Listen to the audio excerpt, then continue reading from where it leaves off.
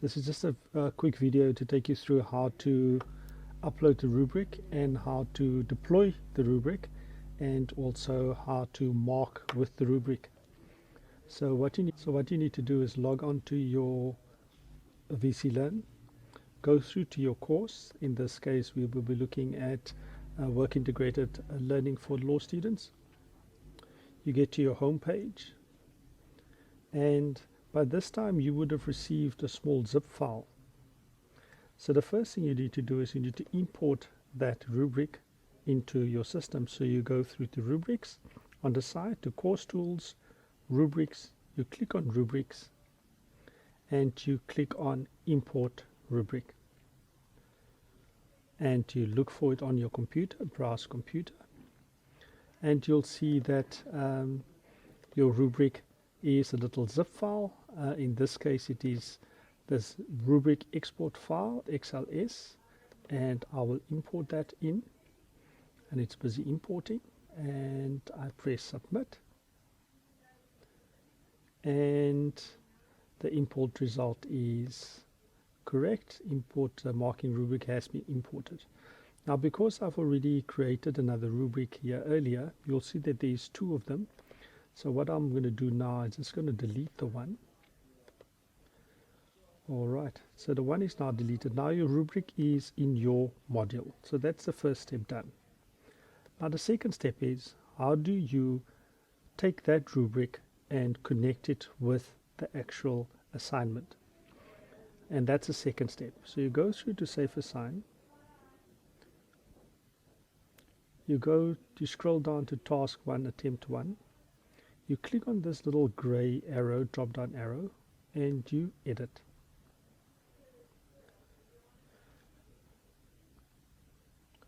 Once you've clicked on edit, you scroll down and you'll see that I've already associated the rubric earlier.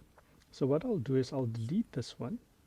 Now it's deleted, and this is what you'll see. You'll see add rubric, and you'll add rubric and select, and it will take you to your list of rubrics that you have. You select your rubric task 1, you submit that, and you click on OK, because your maximum marks for the rubric is also the maximum marks for this particular task.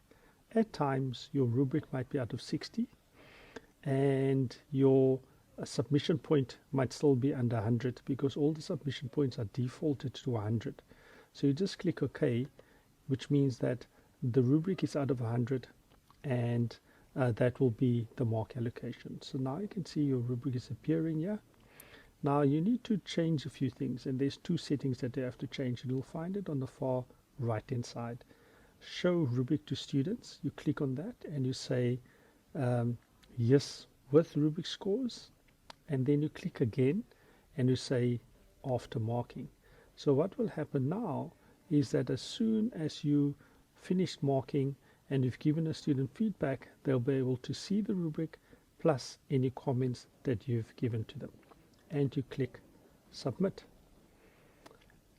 and it's as simple as that. Now you've imported the rubric, you have connected the rubric onto your task that you're going to use for marking. Now how do you go about marking? So let me give you an example of what it will look like as you mark. So generally I go to the full grade center first. I then filter. I look at all of my assignments. I look at all my statuses that needs marking, and I'll see that there is one person that has submitted attempt 1 task 1, and I click on the little drop down arrow and I go to that person's attempt. So that person's attempt opens up. Now I can mark Zaina's attempt. And how do I use the rubric? Now you'll know that the new Blackboard annotate symbols are there, which you can use.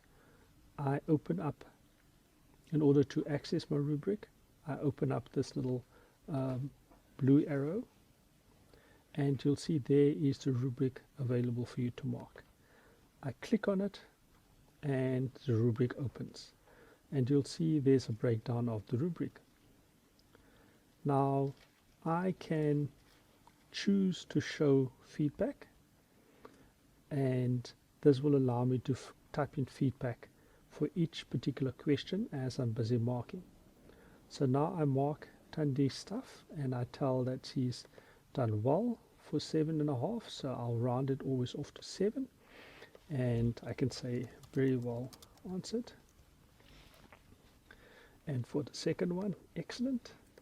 Tend to round it off to 9.5, but you can do 9.5 as long as the final mark is a round number. Well done. This one, please note that you need to review some of the additional stuff. You can continue marking in that particular way.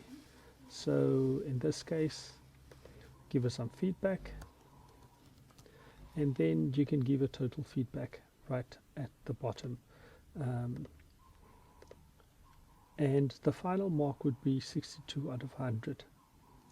And you would have been able to give a feedback right through, and you'd simply click on Save Rubric, and then you click on Submit. And once you submit, then the next attempt comes up for you to mark. At the same time, you can as well add annotations if you wish to. I normally just go with the color red, and I make it a bit smaller.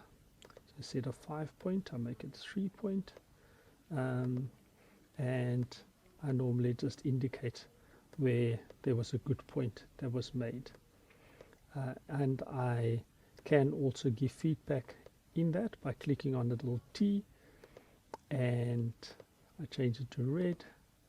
I make sure my size is a decent size on 12, and I would say well done on a very good submission. And you'll also see that there was some badges that was sent through by Nicola. You can even import that as well. So that's a very quick way of, let me just delete all of these annotations.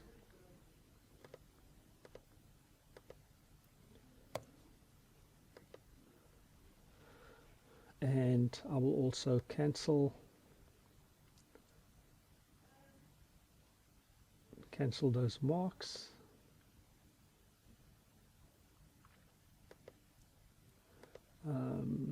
For this particular student, Jana's mark is going to stay in there, but it is a draft, which means that whoever's going to come in and mark needs to remark this as well. All right. So that's a quick overview of how to how to import a rubric, how to take that rubric and associate it with the assignment, and then how to go about marking your specific assignment. I'm hoping that this is useful. Let me know.